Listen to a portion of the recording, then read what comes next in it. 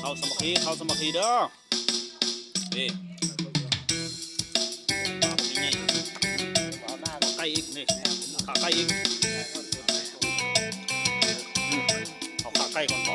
สุกขาสดนี่หัวไก่เด้อหัว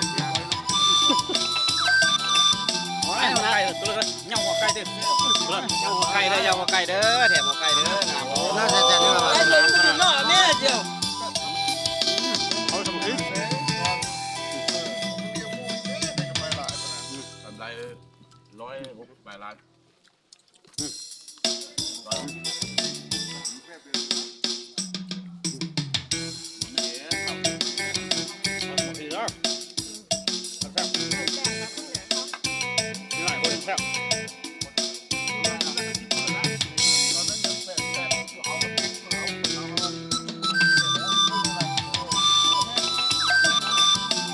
ที่พาแล้วดูเนื้อมาเอาสมัครอุ้มอยู่เนื้อมา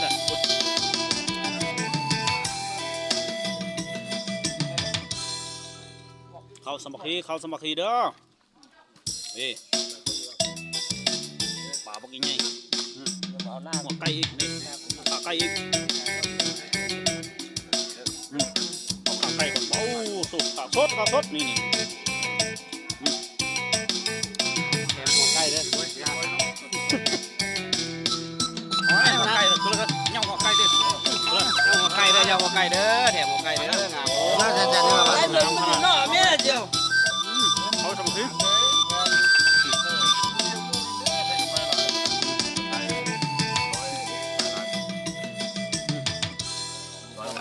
พรปันเดียวกิน แต่ว่ากำไร168 ล้านอันนี้ของเรื่องเขาจะส่งลูกคุณจะคืนว่า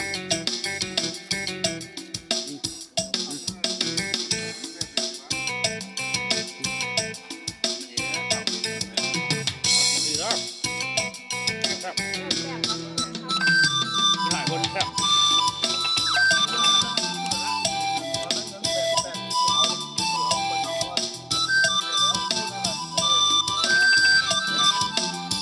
ที่พาแล้ว